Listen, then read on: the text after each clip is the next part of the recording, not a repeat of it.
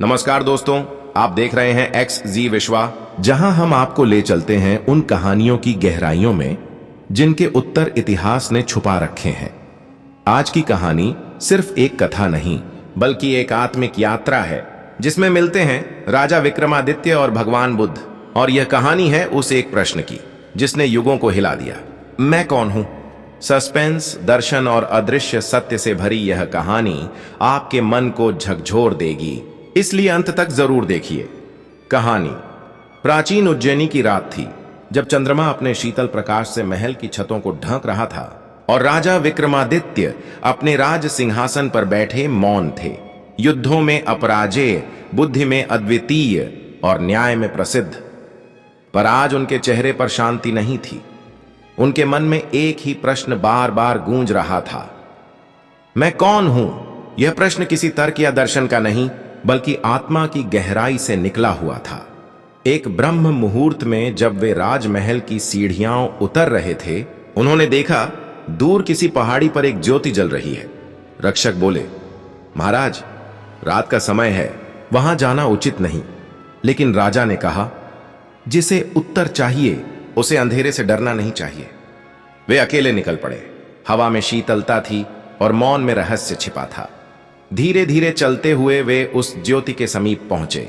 वहां एक शांत साधु बैठे थे जिनकी आंखें बंद थीं और उनके चारों ओर मौन का साम्राज्य फैला था। जैसे ही राजा पास पहुंचे, साधु ने बिना आंख खोले कहा, राजन, प्रश्न करने से पहले जान लो कि उत्तर सहन करने की शक्ति है या नहीं। विक्रमादित्य चौंक उठे, बोले, आप मुझे जानते हैं? साधु ने मुस्कुराते हुए कहा, जो स्वयं को नहीं जानता उसे जानने के लिए किसी परिचय की आवश्यकता नहीं। राजा विस्मित रह गए। क्या आप बुद्ध हैं? साधु ने कहा, बुद्ध कोई व्यक्ति नहीं, एक अवस्था है और वही अवस्था तुम्हें बुला रही है। यह सुनते ही विक्रमादित्य के भीतर हलचल मच गई। उन्होंने घुटनों के बल बैठकर कहा, मैंने राज्य जीते, धन कमाया, पर आज भीतर से शून्य हूं। बताइए प्रभु, मैं कौन हूं। साधु ने आंखें खोली और उनकी दृष्टि में ऐसा प्रकाश था जैसे 100 सूरज एक साथ जल उठे हों। उन्होंने कहा, जो पूछ रहा है वही उत्तर है। विक्रमादित्य बोले, मैं नहीं समझा। साधु ने एक पत्थर उठाया और बोले, यह पत्थर है या शून्य? राजा ने कहा, यह पत्थर है। साधु ने उसे पानी में फेंका। अब कहां है? राजा बोले, पानी में। साधु ने कहा, जब शरीर का पत्थर जल में गिरता है तब आत्मा कहां जाती है? राजा मौन रह गए। उनके भीतर जैसे कोई घंटी बज उठी। अचानक हवा चलने लगी, पेड़ झूम उठे और चंद्रमा की रोशनी साधु के चारों ओर फैल गई। तभी साधु बोले, राजन, तू वही है जो इन सबको देख रहा है। न शरीर, न नाम, न राज्य, सिर्फ चेतना। राजा विक्रमादित्य की आंखों से आंसू बह निकले। उन्होंने कहा, यदि मैं चेतना हूं तो यह सब माया क्या है? साधु बोले, माया वह दर्पण है जिसमें तू स्वयं को ढूंढता है और भूल जाता है कि तू ही प्रतिबिंब का कारण है। उसी पल आकाश में एक अजीब सी गड़गड़ाहट हुई और प्रकाश का एक गोला साधु के पीछे प्रकट हुआ। उस ज्योति से एक आवाज आई, विक्रम, तेरा प्रश्न उत्तर बन चुका है। राजा ने पीछे देखा। वहां कोई नहीं था, केवल उजाला और मौन। धीरे धीरे वह साधु उठे और बोले, अब वापस जा, तेरा राज्य तेरा इंतजार कर रहा है। लेकिन याद रख, शासन दूसरों पर नहीं, अपने मन पर करना। राजा ने पूछा, क्या मैं फिर मिलूंगा आपसे? साधु मुस्कुराए, जब तू खुद को भूल जाएगा तब मैं फिर मिलूंगा। इतना कहकर वे हवा में विलीन हो गए। विक्रमादित्य वहीं खड़े रहे। उनके हृदय में एक शांति उतर चुकी थी जो उन्होंने पहले कभी नहीं महसूस की थी।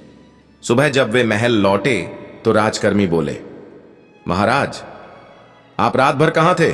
हमें भय था कि आप पर कोई विपत्ति न आई हो। राजा ने मुस्कुराकर कहा, विपत्ति आई थी पर उसने मुझे मिटाया नहीं, बना दिया। उसी दिन से उन्होंने अपना जीवन बदल दिया, युद्धों से दूरी बनाई, प्रजा की सेवा में समर्पित हुए और हर दिन ध्यान करने लगे। लोग कहते हैं कि कई बार उन्हें महल की छत पर बैठा देखा गया, जहां वे मौन होकर आकाश की ओर देखते और कहते, अब मैं जानता हूं, मैं वही हूं जो सब में है। वर्षों बाद जब विक्रमादित्य ने देह त्यागी तो उनके कमरे में वही हल्की सी सुगंध फैली जो उस रात उस साधु के साथ थी। और उस रात उज्जैनी के लोग बोले, राजा नहीं गए, वे बुद्ध बन गए। कहते हैं कभी कभी जब पूर्णिमा की रात होती है और नर्मदा नदी के किनारे हवा धीमी चलती है तो एक स्वर सुनाई देता है, मैं कौन हूं। वह स्वर किसी और का नहीं बल्कि उस चेतना का है जो विक्रमादित्य और बुद्ध दोनों में थी, जो आज भी हर आत्मा के भीतर जागने की प्रतीक्षा में है। भाग 2, विक्रमादित्य और बुद्ध का दूसरा मिलन, XZ विश्वा प्रस्तुत। नमस्कार दोस्तों, आप देख रहे हैं XZ विश्वा, जहां हर कहानी सिर्फ एक कथा नहीं बल्कि एक आध्यात्मिक अनुभव होती है। पिछली कहानी में आपने सुना कि कैसे राजा विक्रमादित्य ने एक रात अज्ञात साधु से मिलकर मैं कौन हूं का उत्तर पाया। लेकिन कहानी यहीं समाप्त नहीं हुई थी, क्योंकि जब कोई सत्य को छूता है तो जीवन फिर वैसा नहीं रहता। उस रात के बाद विक्रमादित्य का व्यक्तित्व बदल गया था। उन्होंने युद्ध त्याग दिए, विलासिता से दूरी बनाई और ध्यान को अपना जीवन बना लिया। परंतु जितना अधिक वे मौन में उतरते उतना अधिक एक अदृश्य शक्ति उन्हें पुकारती। वे नहीं जानते थे कि यह पुकार भीतर से आ रही है या किसी और लोक से। एक रात जब चंद्रमा बादलों में छिपा था और उज्जैनी की सड़कों पर सन्नाटा फैला था, राजा अपने कक्ष से बाहर निकले। उन्होंने देखा उनके चरणों के आगे स्वयं से जलती दीपमालाएं रखी थीं, पर उन्हें याद नहीं कि किसने रखी। वे उन दीपों के मार्ग पर चल पड़े और हर दीप उन्हें एक रहस्यमय दिशा में ले जा रहा था। अंततः वे शहर से बहुत दूर एक पुराने बोधि वृक्ष के पास पहुंचे। वही वृक्ष था जिसके नीचे बुद्ध ने कभी ध्यान किया था। उस वृक्ष की छाया में एक प्रकाश मंडल बना हुआ था, जैसे समय ठहर गया हो। अचानक वही स्वर गूंजा। राजन उत्तर जान लिया, पर क्या उसे जिया। राजा कांप उठे। उन्होंने देखा वही साधु, वही शांत आंखें, वही निस्तब्ध आभा सामने खड़े थे। विक्रमादित्य झुक गए, बोले, प्रभु आपके दर्शन फिर मिले, पर मैं अब भी अपूर्ण हूं। जब भी ध्यान में उतरता हूं भीतर एक अंधकार उठता है जो मुझे निगलना चाहता है। साधु ने कहा, क्योंकि तू अभी भी राजा है, साधक नहीं। जब तक तू मैं को पकड़े रहेगा शांति केवल भ्रम होगी। विक्रमादित्य बोले, पर मैं को कैसे छोड़ दूं, क्योंकि प्रश्न भी तो मैं से ही निकलता है। साधु मुस्कुराए। जब प्रश्न करने वाला विलीन हो जाता है तब उत्तर स्वयं प्रकट होता है। यह कहते हुए उन्होंने अपनी कमंडल से कुछ जल निकाला और भूमि पर छिड़का। भूमि पर एक चित्र उभर आया। उसमें विक्रमादित्य के सभी जन्मों का क्रम दिखाई दे रहा था। एक जन्म में वे एक सन्यासी थे, दूसरे में योद्धा, तीसरे में कवि, चौथे में दास। राजा अवाक रह गए। उन्होंने कहा, क्या यह मेरे जन्म है? साधु बोले, ये तेरे कर्म हैं जो रूप बदलते रहे, पर तू वहीं रहा, साक्षी। अचानक भूमि कांपने लगी, वृक्ष के पत्ते हिलने लगे और एक तेज प्रकाश निकला जिसने चारों दिशाओं को ढक लिया। साधु ने कहा, राजन तू अब उस द्वार पर है जहां सत्य और असत्य का भेद मिट जाता है। अगर इस द्वार को पार कर गया तो तेरा अस्तित्व मिट जाएगा, पर वहीं तू अमर होगा। विक्रमादित्य ने आंखें बंद की और भीतर उतर गए। उन्होंने देखा कि उनके चारों ओर स्मृतियों का सागर उमड़ रहा है। युद्ध, रक्त, वैभव, प्रेम, धोखा, मृत्यु, सब एक साथ घूम रहे हैं। वे चिल्लाए, हे प्रभु, ये सब मैं नहीं चाहता। तभी एक आवाज भीतर से आई, तो छोड़ दे। उन्होंने कहा, कैसे? आवाज ने कहा, देख कर, विरोध मत कर, बस देख। और उन्होंने देखा। जैसे ही उन्होंने प्रतिकार छोड़ दिया, सारे दृश्य शांत हो गए और अंधकार एक प्रकाश में बदल गया। जब उन्होंने आंखें खोली, वे अब उस वृक्ष के नीचे नहीं थे, बल्कि एक अनजान जगह पर थे, जैसे किसी स्वप्न लोक में। वहां न दिन था न रात, बस उजाला और मौन। उन्होंने देखा उनके सामने बुद्ध खड़े हैं, हजारों साल पुराने, पर फिर भी जीवित, शांत और तेजस्वी। बुद्ध ने कहा, विक्रम, तू जानना चाहता था मैं कौन हूं। अब देख, न तू राजा है, न साधक, न शरीर, न नाम। तू वह श्वास है जो सृष्टि में बह रही है। विक्रमादित्य ने कांपते हुए कहा, तो क्या मैं आप ही हूं? बुद्ध ने उत्तर दिया, मैं तू हूं, तू मैं है। जब यह बोध होता है तब बुद्धत्व जन्म लेता है। अचानक प्रकाश और बढ़ा और विक्रमादित्य ने देखा कि उनका शरीर पारदर्शी हो गया है। वे स्वयं को देख रहे थे, पर अब उनके भीतर कोई भय नहीं था। उनके हर विचार, हर स्मृति हवा में विलीन हो रही थी। तभी बुद्ध बोले, वापस जा विक्रम, तेरा लोक तुझे पुकार रहा है। वहां जाकर शांति बांट। यह ज्ञान केवल अपने तक सीमित रखने के लिए नहीं है। विक्रमादित्य ने फोल्डेड हैंड्स कर कहा, प्रभु क्या मैं फिर आपसे मिल पाऊंगा? बुद्ध मुस्कुराए, जब तू हर चेहरे में मुझे देखेगा तब समझना कि हम फिर मिल गए हैं। और फिर अचानक वह प्रकाश एक तेज झटके के साथ मिट गया। विक्रमादित्य ने पाया कि वे फिर उसी बोधि वृक्ष के नीचे हैं। भोर की पहली किरणें धरती पर गिर रही थीं। वे उठे, हवा में गहराई से सांस ली और बोला, अब मैं जानता हूं मैं कौन हूं और मैं क्या नहीं हूं। उस दिन से उनका राज्य बदल गया। उन्होंने प्रजा को धर्म, करुणा और ध्यान का मार्ग सिखाया। उज्जैनी में घंटों की जगह अब ध्यान की घंटियां बजने लगीं। लोग कहते हैं विक्रमादित्य ने उस दिन राज सिंहासन को त्याग कर ध्यानासन को अपनाया। वर्ष बीतते गए, किंतु जब भी कोई साधक बोधि वृक्ष के नीचे ध्यान करता, उसे एक हल्की सी छाया दिखाई देती, राजसी आभा लिए, शांत नेत्रों वाली, जो मुस्कुरा कर कहती, मैं कौन हूं। कहा जाता है वो छाया आज भी वही है और हर उस साधक के पास जाती है जो स्वयं को जानना चाहता है। और यह भी कहा जाता है कि जब कोई सच्चे मन से यह प्रश्न करता है, मैं कौन हूं, तब उसके भीतर बुद्ध और विक्रमादित्य दोनों एक साथ जाग उठते हैं, क्योंकि वे दो नहीं, एक ही चेतना के दो छोर हैं, एक जो खोजता है और दूसरा जो जानता है। दोस्तों, यह थी विक्रमादित्य और बुद्ध की आत्मिक यात्रा का दूसरा अध्याय, जो हमें सिखाता है कि जीवन का सबसे बड़ा रहस्य बाहर नहीं, हमारे भीतर है। और अगर आपके मन में भी यह प्रश्न गूंज रहा है, मैं कौन हूं, तो समझ लीजिए यात्रा शुरू हो चुकी है। भाग 3, विक्रमादित्य का बोध, मृत्यु के पार बुद्धत्व, XZ विश्वा प्रस्तुत। नमस्कार दोस्तों, स्वागत है आपका XZ विश्वा पर, जहां हर कहानी आत्मा को छूती है और हर शब्द भीतर की गहराइयों में उतर जाता है। पिछली कथा में आपने सुना कि कैसे राजा विक्रमादित्य ने बुद्ध से मैं कौन हूं का उत्तर पाया, कैसे उन्होंने अहंकार, भय और भ्रम की परतों को पार किया और अंत में एक ऐसे लोक में पहुंचे जहां बुद्धत्व का अनुभव हुआ। पर आज की यह कहानी उस रहस्य से भी परे है, क्योंकि यह कथा है मृत्यु के पार की, जहां जीवन और शून्यता एक हो जाते हैं। यह वह क्षण है जहां राजा विक्रमादित्य का अंत नहीं, बल्कि उनका अमृतत्व आरंभ होता है। उज्जैनी में अब वर्षों बीत चुके थे। राजा ने सिंहासन त्याग कर ध्यान का जीवन अपना लिया था। उनके लिए राजमहल अब एक ध्यान स्थल बन चुका था, जहां रत्नों की जगह दीपक जलते और युद्ध की जगह मौन था। प्रजा उन्हें अब मौन सम्राट कहने लगी थी।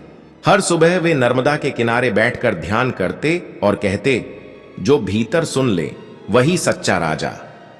लेकिन एक रात कुछ विचित्र घटा। जब वे ध्यान में थे, अचानक एक शीतल हवा का झोंका आया और दीपक बुझ गया। उसी क्षण उन्हें लगा जैसे उनके भीतर कोई द्वार खुल गया हो। उन्होंने आंखें बंद की और देखा, उनके सामने एक विशाल प्रकाश था, जिसके केंद्र में बुद्ध खड़े थे। लेकिन इस बार वे पहले से अलग थे। उनके चारों ओर असंख्य ब्रह्मांड घूम रहे थे। विक्रमादित्य ने पूछा, प्रभु यह कौन सा लोक है? बुद्ध ने कहा, यह वह लोक है जहां मृत्यु नहीं पहुंचती, पर जो यहां आता है उसे स्वयं को पूरी तरह त्यागना पड़ता है। विक्रमादित्य ने कहा, मैं तैयार हूं। बुद्ध बोले, तो जान ले विक्रम, मृत्यु केवल शरीर की नहीं, पहचान की भी होती है। जब तक तू विक्रमादित्य रहेगा, बुद्ध नहीं बन सकेगा। यह सुनते ही विक्रमादित्य के भीतर एक तूफान उठा। उन्हें अपने पिछले जीवन, अपनी जीतें, अपना गौरव सब याद आने लगा। उनकी आत्मा में जैसे संघर्ष शुरू हो गया।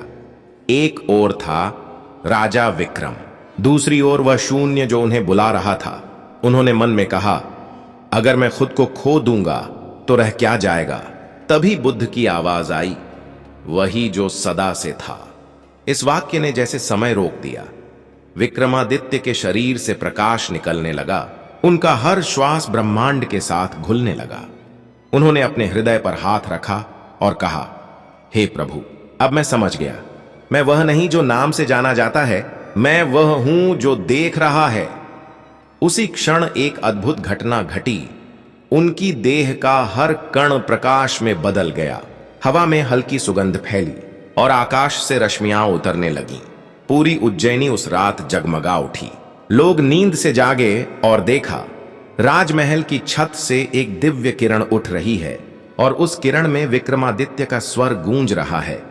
मैं न गया हूं, न रह गया हूं, मैं वही हूं जो सब में है। उसी रात कई साधकों ने ध्यान में देखा, बोधि वृक्ष के नीचे दो छायाएं साथ बैठी हैं, एक बुद्ध की और दूसरी विक्रम की, और दोनों मौन में विलीन हो रही हैं। लेकिन कहानी यहीं समाप्त नहीं होती। वर्षों बाद एक नवयुवक साधु उज्जैनी पहुंचा। उसकी आंखों में वही तेज था जो कभी विक्रमादित्य के चेहरे पर था। उसने बोधि वृक्ष के नीचे ध्यान लगाया और अचानक बोल उठा, मैं कौन हूं? तभी हवा में एक परिचित स्वर गूंजा, विक्रम, तू लौट आया। साधु ने आंखें खोली और देखा, सामने वही वृद्ध साधु खड़े हैं जो वर्षों पहले उनके गुरु बने थे। साधु ने मुस्कुराकर कहा, मैं जानता था जब तू मृत्यु से पार जाएगा तब लौटेगा, क्योंकि यात्रा वहीं पूरी होती है जहां से शुरू हुई थी। युवा साधु ने कहा, पर मैं विक्रम नहीं, एक साधारण भिक्षु हूं। वृद्ध ने उत्तर दिया, बुद्ध भी एक साधारण भिक्षु थे, पर जब उन्होंने खुद को भुलाया वे ब्रह्म बन गए। तू वही है। अचानक सब कुछ मौन हो गया। हवा थम गई, नदी शांत हो गई और बोधि वृक्ष से एक पत्ता गिरा, जैसे सृष्टि ने स्वीकार कर लिया हो कि एक और आत्मा बुद्धत्व में विलीन हो गई।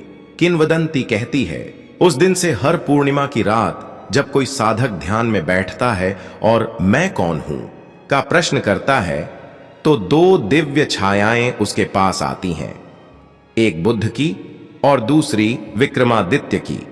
बुद्ध उसके भीतर मौन जगाते हैं और विक्रम उसे साहस देते हैं, क्योंकि बुद्ध मार्ग है और विक्रम यात्रा, और इन दोनों के संगम में ही आत्मा का बोध होता है।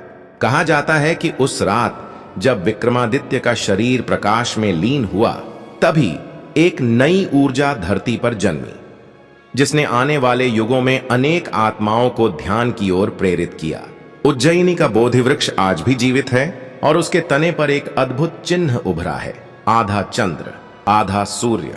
साधु कहते हैं वह संकेत है उस एकता का जहां विक्रम और बुद्ध एक हो गए। दोस्तों, यही है उस महान राजा की अंतिम कथा, जिसने युद्धों से नहीं अपने अहंकार से विजय पाई, जिसने सिंहासन नहीं स्वयं को जीता, जिसने जाना कि मृत्यु अंत नहीं आरंभ है।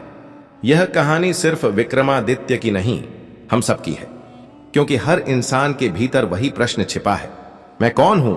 और जब एक दिन हम भी उस प्रश्न को पूरे समर्पण से पूछेंगे, तब शायद हम सबके भीतर भी बुद्ध और विक्रमादित्य दोनों जाग उठेंगे। तो दोस्तों, अगर यह कहानी आपके भीतर किसी गहराई को छू गई हो, तो याद रखिए, यात्रा अभी बाकी है। उत्तर आपके भीतर है, बस मौन में उतर जाइए और आप पाएंगे जो विक्रम ने पाया, जो बुद्ध ने जाना। यही सत्य है, यही शांति, यही मुक्ति।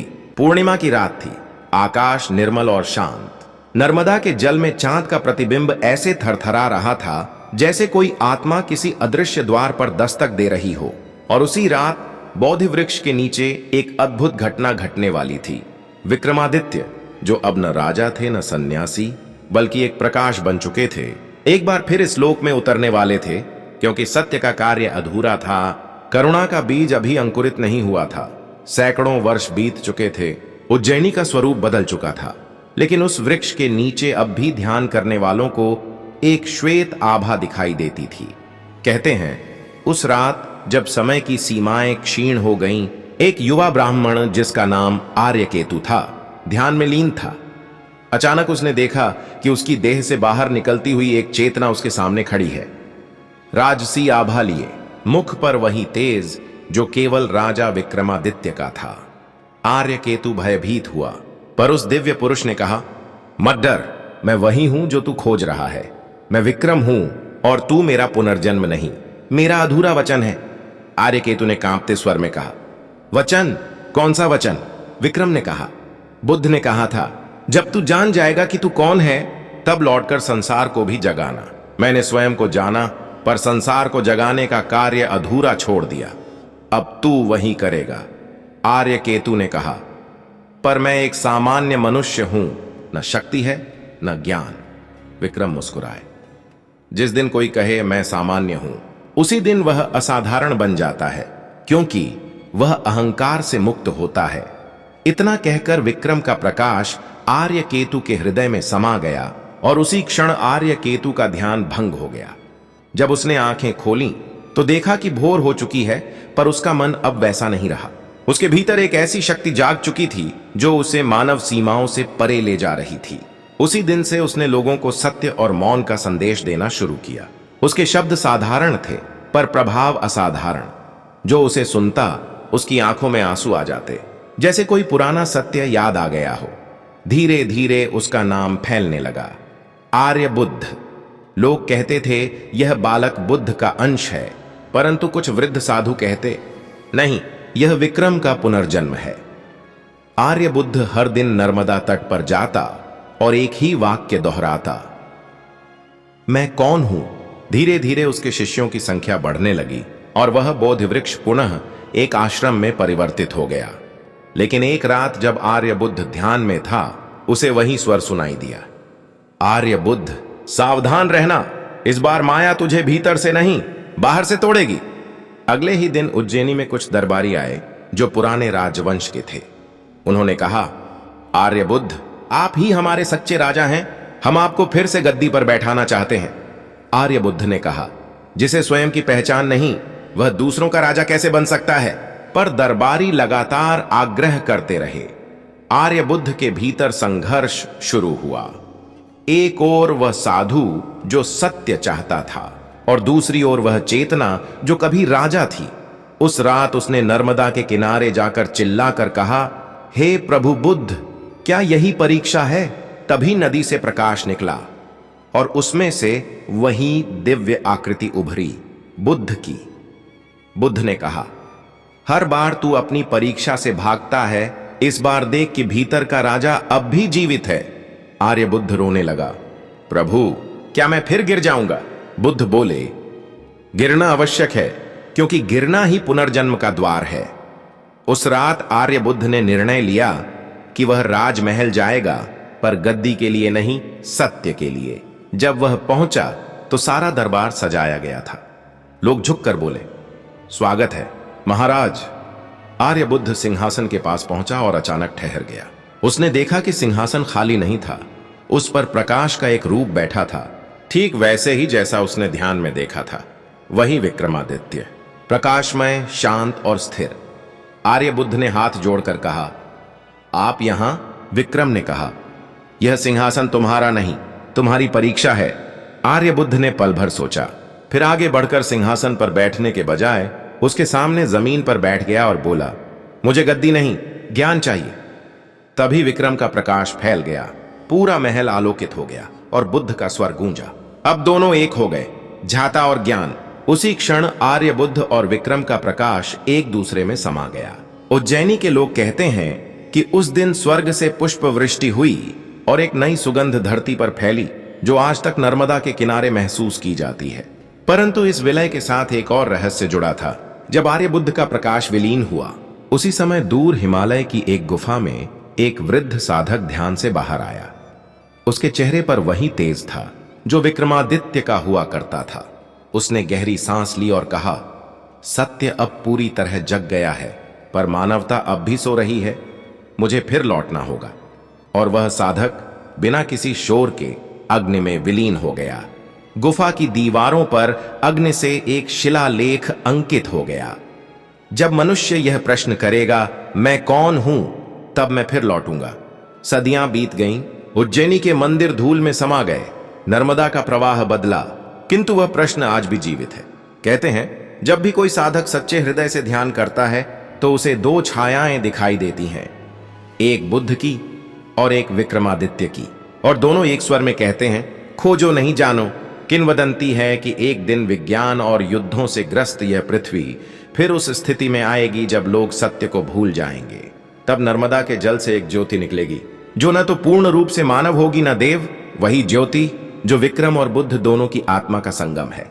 और वह फिर पूछेगी, क्या अब भी तुम्हें नहीं पता कि तुम कौन हो? और उस प्रश्न से एक नई सभ्यता जन्म लेगी, जहां मनुष्य राजा नहीं होगा बल्कि स्वयं का साक्षी बनेगा। उस दिन आकाश में कोई तारा नहीं चमकेगा, क्योंकि पूरी पृथ्वी प्रकाश बन जाएगी।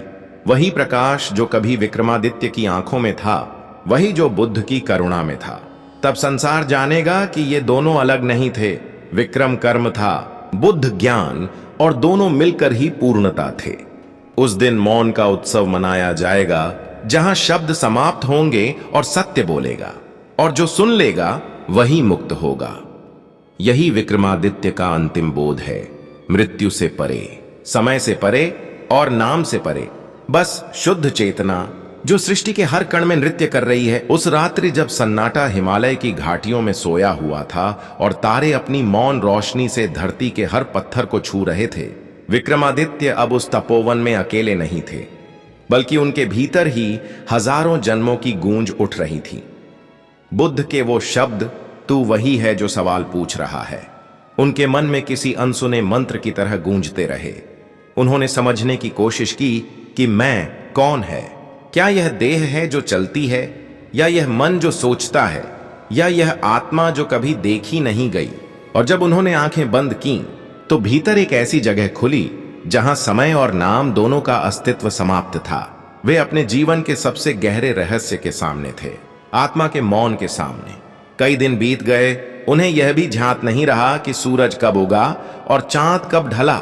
वे बस बैठे रहे उस शून्य के भीतर, जो न स्थूल था, न सूक्ष्म, न प्रकाश था, न अंधकार, बस एक मौन था जिसे न शब्दों में कहा जा सकता था, न मन में रखा जा सकता था। परंतु इसी मौन में उन्हें अपनी आत्मा का स्पर्श हुआ, एक ऐसा स्पर्श जो ज्वाला की तरह जलाता भी था और शीतल झरने की तरह शांत भी करता था। उस मौन में एक छवि उभरी, बुद्ध की। पर यह वही बुद्ध नहीं थे जिन्हें उन्होंने कभी देखा था। यह बुद्ध थे जिनका कोई रूप नहीं था, कोई शरीर नहीं, सिर्फ एक चेतना थी जो चारों ओर व्याप्त थी। और उस चेतना ने कहा, विक्रम, जो खोजता है वही खो जाता है, जो मौन होता है वही पाता है। यह वाक्य उनके भीतर विस्फोट की तरह फूटा। वे कांप उठे, मानो किसी ने भीतर का द्वार अचानक खोल दिया हो। उन्होंने देखा, वर्षों से जो मैं बोलता था वह वास्तव में एक विचार था जो हर जन्म में नया रूप लेकर आता था। राजपाट का मैं, धर्म का मैं, ज्ञान का मैं, सब बस परतें थीं जो अब एक एक करके गिरने लगी। तब उन्हें समझ आया कि बुद्ध ने जो कहा था वह कोई दर्शन नहीं बल्कि आत्मा का प्रत्यक्ष अनुभव था। लेकिन इस अनुभव के साथ ही एक नया भय जन्मा। अगर मैं नहीं हूं तो कौन है जो यह सब देख रहा है? कौन है जो अनुभव कर रहा है? कौन है जो इस प्रश्न को भी पूछ रहा है? यह सोचते सोचते वे हिल गए। अचानक हवा तेज चली, वृक्षों की शाखाएं झूम उठीं और उस रात एक अजीब सी रोशनी उनके चारों ओर फैल गई। ऐसा लगा जैसे आकाश स्वयं नीचे उतर आया हो। उस प्रकाश में उन्होंने देखा अपने ही अतीत के रूप। कभी वे राजा थे, कभी साधु, कभी व्यापारी, कभी एक सामान्य ग्रामीण, और हर रूप में वही सवाल उठता था, मैं कौन हूं? उन्हें अपने हजारों जन्म एक साथ दिखाई देने लगे। कुछ में वे विजय के नशे में थे, कुछ में वे भिक्षा के पात्र थे, और हर जन्म में एक चेहरा था, बुद्ध का, जो हर बार अलग नाम और रूप में उनके सामने आता रहा था। कभी वह गुरु बने, कभी साधु, कभी कोई अजनबी जो मार्ग पर मिला, पर हर बार उन्होंने विक्रमादित्य को एक ही दिशा में मोड़ा, स्वयं की ओर। वे समझने लगे कि यह यात्रा सिर्फ एक जन्म की नहीं थी, यह आत्मा की शाश्वत यात्रा थी। जब यह बोध हुआ तो विक्रमादित्य ने भीतर से कहा, अगर सब कुछ भ्रम है तो क्या यह ज्ञान भी भ्रम नहीं? तभी वह आवाज फिर आई, ज्ञान भ्रम नहीं, भ्रम का अंत है। यह सुनते ही उन्हें लगा मानो किसी ने भीतर के सारे पर्दे हटा दिए हों। वे अब स्वयं को देख रहे थे, पर शरीर के रूप में नहीं, बल्कि चेतना के प्रकाश के रूप में। वे अब किसी राजा, किसी व्यक्ति या किसी आत्मा के रूप में नहीं थे। वे वही थे जो सब में है, जो सबके भीतर है। परंतु जैसे ही यह अनुभव गहराया, वैसे ही एक अंधकार छा गया, ऐसा अंधकार जो प्रकाश से भी अधिक तेज था।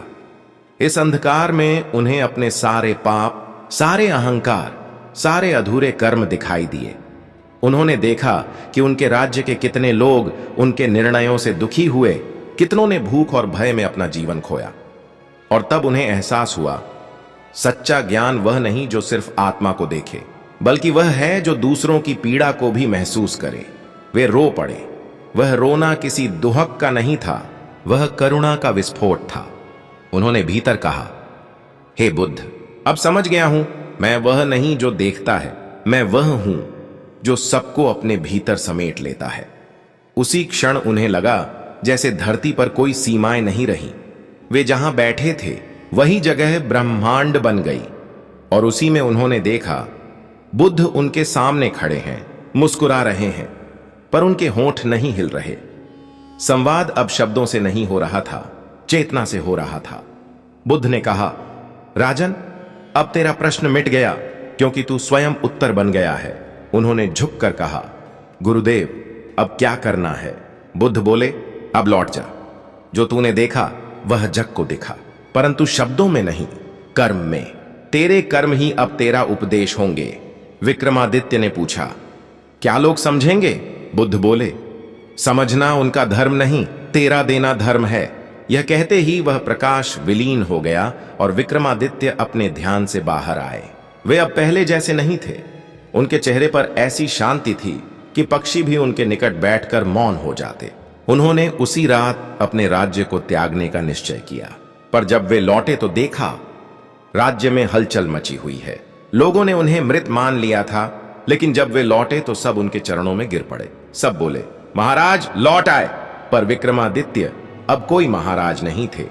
वे मुस्कुराए और बोले, राजा मर चुका है, अब केवल एक सेवक बचा है। लोगों को समझ नहीं आया, पर उन्होंने देखा कि जो व्यक्ति पहले सिंहासन पर बैठकर निर्णय करता था, अब सबके साथ खेतों में काम कर रहा है। वह दरबार में न्याय नहीं बांटता था, वह लोगों को मौन देता था, एक ऐसा मौन जिसमें मन शांत हो जाता। धीरे धीरे राज्य में परिवर्तन आने लगा। अपराध कम हुए, दुख घटा, लोग परस्पर करुणा से भर गए। और तब एक रात बुद्ध का वही प्रकाश पुनः आकाश में दिखाई दिया, मानो बुद्ध कह रहे हों, कार्य पूरा हुआ। लेकिन कथा यहीं समाप्त नहीं होती। उस रात विक्रमादित्य ने एक सपना देखा। वे एक नदी के किनारे खड़े हैं और दूसरी ओर वही चेहरा है, बुद्ध का। बुद्ध बोले, अब तेरा समय आ गया है, अब तू उस तट को पार कर जहां कोई लौटता नहीं। विक्रमादित्य मुस्कुराए और बोले, क्या वहां भी प्रश्न होंगे? बुद्ध ने कहा, वहां केवल मौन है। और फिर उन्होंने देखा कि उनके चारों ओर सब कुछ प्रकाश में बदल गया। शरीर, भूमि, आकाश, सब। कुछ ही क्षणों में वह शरीर विलीन हो गया और राज्य के लोग जब सुबह पहुंचे तो केवल एक दीपक जल रहा था, जो बिना हवा के हिल रहा था। वह दीपक विक्रमादित्य की आत्मा का प्रतीक बन गया, जो अब किसी देह में नहीं थी, पर हर हृदय में जल रही थी। कहते हैं, आज भी जब कोई व्यक्ति अपने भीतर पूछता है, मैं कौन हूं, तो उस प्रश्न के मौन में कहीं ना कहीं विक्रमादित्य की आत्मा जाग जाती है और बुद्ध की करुणा उसे मार्ग दिखाती है। क्योंकि प्रश्न कभी समाप्त नहीं होता, वह बस रूप बदलता है और उत्तर वही रहता है, तू वही है जो सवाल पूछ रहा है। समय के महासागर में जब युग बदलते हैं, जब धर्म और अधर्म के बीच की रेखाएं धुंधली होने लगती हैं, जब मनुष्य विज्ञान में उड़ान भरता है पर आत्मा की गहराई भूल जाता है, तब कुछ चेतनाएं फिर से जागती हैं, जैसे कोई पुराना दीपक जो बुझा नहीं, बस राख के नीचे छिपा है। उसी शाश्वत क्षण में जब पृथ्वी पर मनुष्य ने अपनी संवेदनाओं को मशीनों में बांध दिया था, विक्रमादित्य की आत्मा फिर से तरंगित हुई। न वह किसी महल में जन्मा, न किसी राजवंश में, बल्कि एक साधारण से गांव में, जहां नदी के किनारे मिट्टी से बने घर थे और लोगों की आंखों में अब भी आकाश को देखने का धैर्य था। उसका नाम था आरव।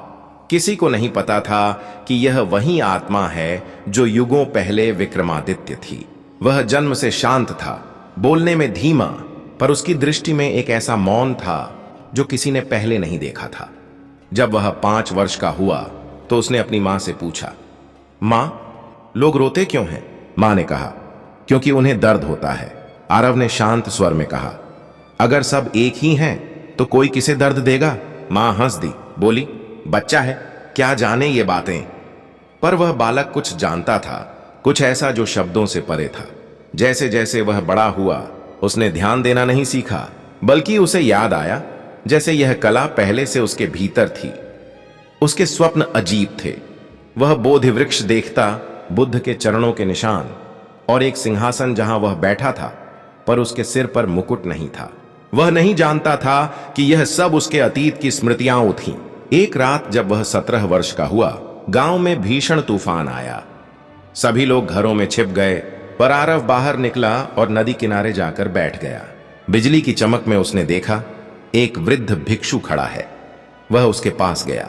वृद्ध मुस्कुराया और बोला, राजन, तू फिर लौट आया है। आरव बोला, राजन कौन?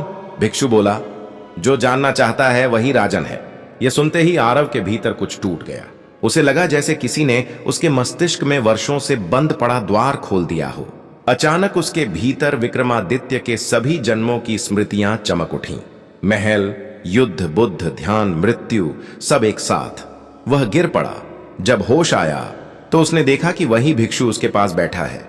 भिक्षु बोला, अब समय है फिर से वह यात्रा पूरी करने का जो अधूरी रह गई थी। युग बदल गया है, पर मनुष्य अब भी प्रश्नों में उलझा है। तू अब उन्हें मौन का मार्ग दिखा। आरव बोला, पर लोग अब मौन नहीं सुनते, वे केवल शोर में जीते हैं। भिक्षु बोला, तब तू शोर के बीच मौन पैदा कर। यह कहकर भिक्षु अदृश्य हो गया। आरव ने समझा, बुद्ध फिर लौटे हैं। वही चेतना उसे पुकार रही है। उसने संसार के बीच चलने का निर्णय किया, बिना किसी नाम या धर्म के झंडे के। उसने यात्रा शुरू की, गांव से शहर, शहर से जंगल और जंगल से हिमालय। हर जगह वह बस सुनता और देखता रहा। लोगों को अब ज्ञान की बातें नहीं चाहिए थीं, उन्हें शांति चाहिए थी जो उन्हें मिल नहीं रही थी। वह मौन रहकर बैठता और लोग उसकी उपस्थिति में अपने भीतर कुछ महसूस करते। एक दिन वह एक विश्वविद्यालय पहुंचा जहां विज्ञान की बातें होती थीं।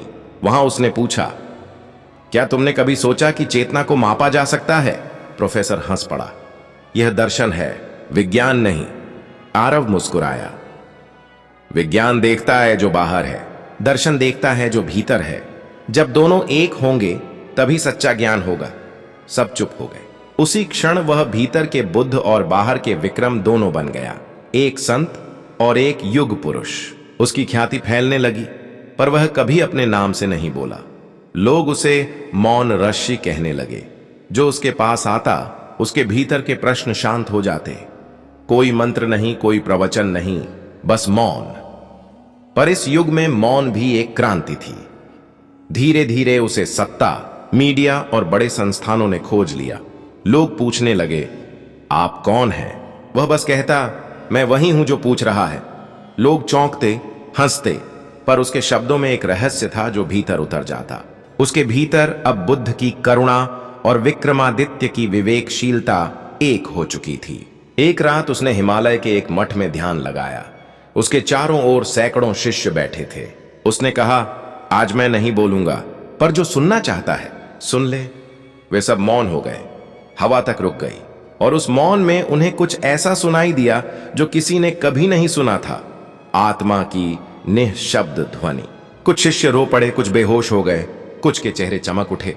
उसी क्षण आकाश में एक तेज उजाला हुआ और वही वृद्ध भिक्षु फिर प्रकट हुआ, वही जिसने उसे बचपन में दर्शन दिए थे। अब सबने देखा, वह कोई और नहीं, स्वयं बुद्ध थे।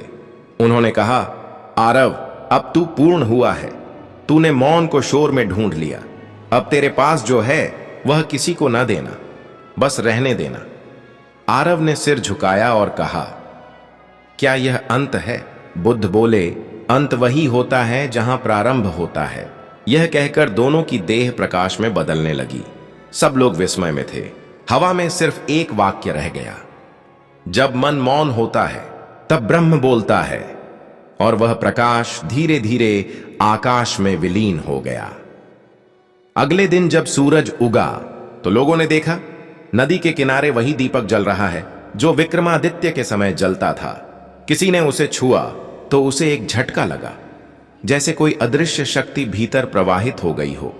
तब से कहा जाता है कि वह दीपक आज भी जलता है, कभी बुझता नहीं। जो भी उसके पास बैठता है उसके भीतर का शोर थम जाता है।